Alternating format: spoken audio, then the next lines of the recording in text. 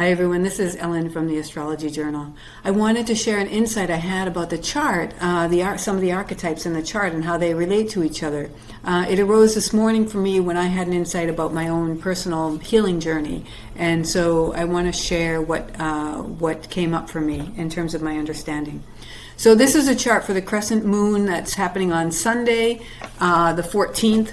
The insight isn't specific to this chart, but it is specific to the energies kind of these times, and some of that is caught in this chart. So here we have Pluto at the end of Capricorn, and on the 20th it's going to be moving into Aquarius, and it'll stay there until September. It'll move back into Capricorn for a couple of months, and then in November it'll move back into Aquarius, and it'll be in Aquarius for good. So we're going to get a good taste of the Pluto in Aquarius journey this year. We'll have a good understanding of what's coming through. We got a little bit of that earlier last year, and that's when AI came through, and I'm sure I don't focus so much on the mundane and what's happening in the world, so there are lots of other astrologers who I'm sure follow that and talked a lot about that. The week after, so on the 20th, Pluto moves into Aquarius, and then the week after, I think it's the 27th, depending on where you are in the world, Pluto will move into Aquarius on the 20th or the 21st, I believe.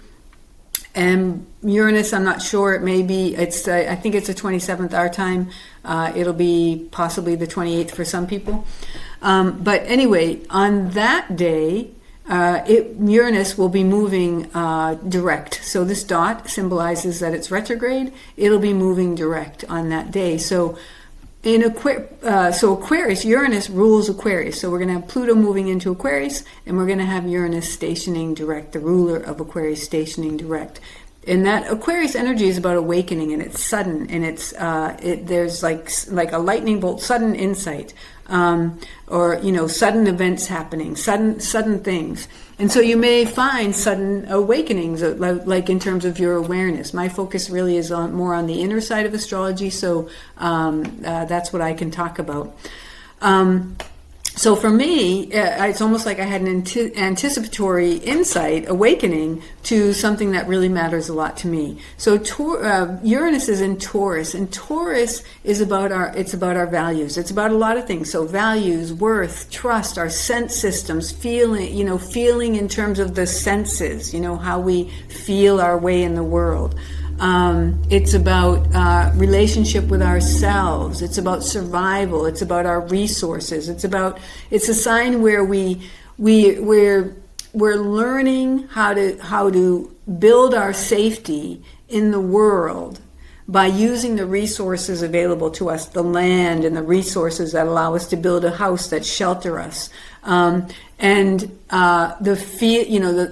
learning our feeling senses, so that we can tell the difference between what's safe and what's unsafe, what's good for us and what's not good for us. And so we're building our safety and our sense of well-being in the world. So we're moving kind of from survival to a baseline feeling of well-being in Taurus. That's how I think about it.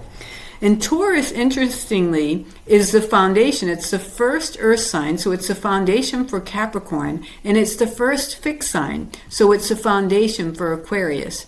And so the insight that came through for me was just an awareness of a value. So Taurus is also about our values.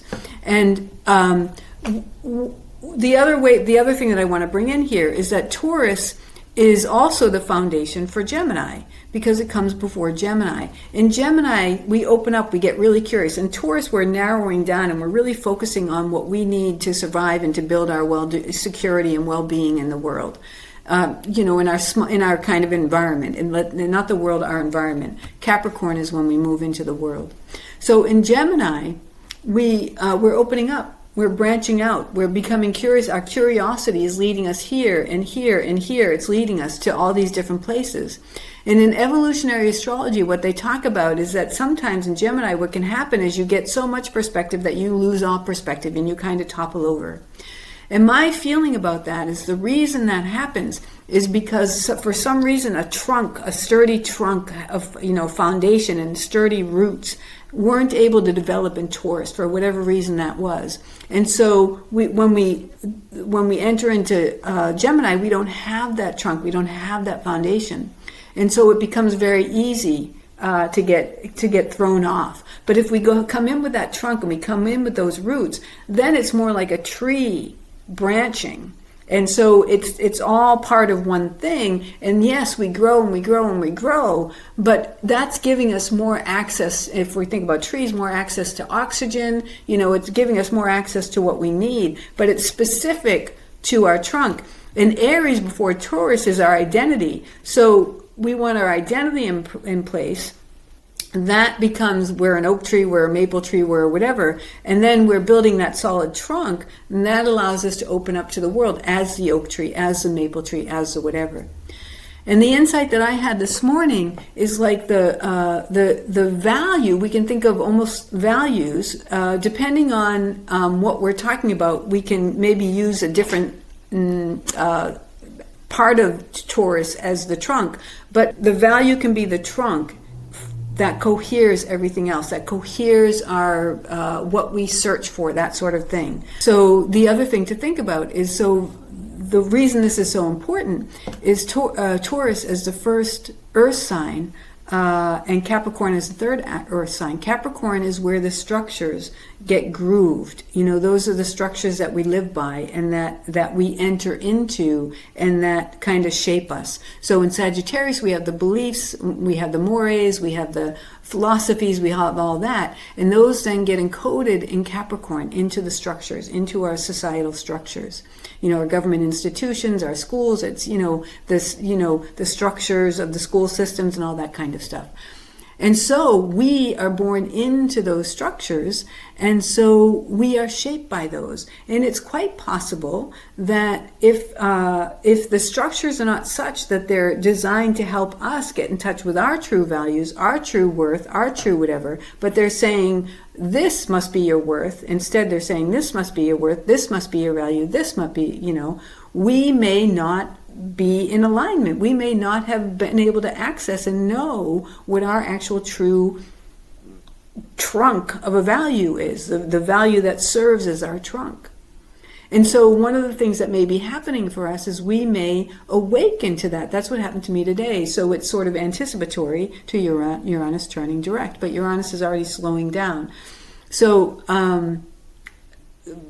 anyway, that's the kind of the point. One of the things, what we're wanting, these times are so turbulent and crazy, the more that we can become stable in ourselves, the more, without locking down, without becoming rigid. The point of the trunk isn't to become rigid, it's to allow for the branching and the ability to not be knocked over.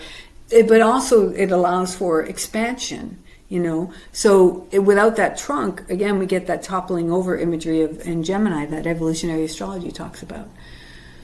So as we awaken to that, we can start to build, from there, we can start to actually build ourselves out, almost, you could say. Then Taurus, so I've got these phases around the wheel, and Taurus, so the new phase goes until 15 degrees of Taurus, and then the crescent phase starts at 15 degrees Taurus. Uranus is falling in this crescent phase, and theoretically what I think is going on here is that in the first part, what we're doing is what we in Aries, we're going here, we're going kind of all over the place. We're just following our instinct as to where we go. We're trying to figure out what out there is resonant with this in here. We're trying to find our identity. The thing out there that matches the kind of the identity we have in here that we haven't maybe been able to, specifically name yet. And so we're looking for that. And we have all sorts of experiences and encounters and all that sort of thing. And then we bring all that into Taurus. And I believe the first half of Taurus is a yin sign, Aries is a yang sign. But this first half of Taurus falls in the new phase, which is a yang phase. So yang is outward directed. It's moving out. They say in evolutionary astrology, yang is moving out from the center, yin is moving into the center. I'm adapting that a little bit and saying yang is we're more outward focused. And so we're focused on what we're bringing in from Aries, but we're focusing in on that so that we're bringing to bear the innate sense system that we have, the gifts and talents that we have, including our sense system and whatever else it is, to sort of sift through all of that and say, what do I like? What don't I like? Who's actually me? Of all these things, who's actually me? So it's almost like that first part of Taurus, and again, this is theoretical, is like a bridge from the outer to the inner. By focusing on the outer, we get to start practicing the inner. And in that second half of Taurus, theoretically, I believe the focus then turns more to inward, and we're focusing on stabilizing what we figured out in that first half. So Uranus is in the second half of Taurus, and we're focusing on stabilizing, and that insight will maybe give us what we need that will allow us to actually truly stabilize. Otherwise, we may still feel confused, that sort of thing. So it might be cool to see if something comes up. And of course, this may not be relevant to you because you may be already very clear about your values, that sort of thing. So this, for me, this was helpful because I wasn't clear, and I wasn't clear that I wasn't clear, you know. So anyway, I wanted to share this. I hope there's something of insight or worthwhile for you. And remember, take what works and leave the rest. These are my own personal insights, my own particular way of working with the chart, and it's evolving over time.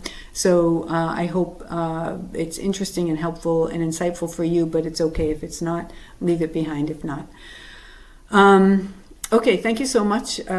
Take care and have a beautiful day. Bye.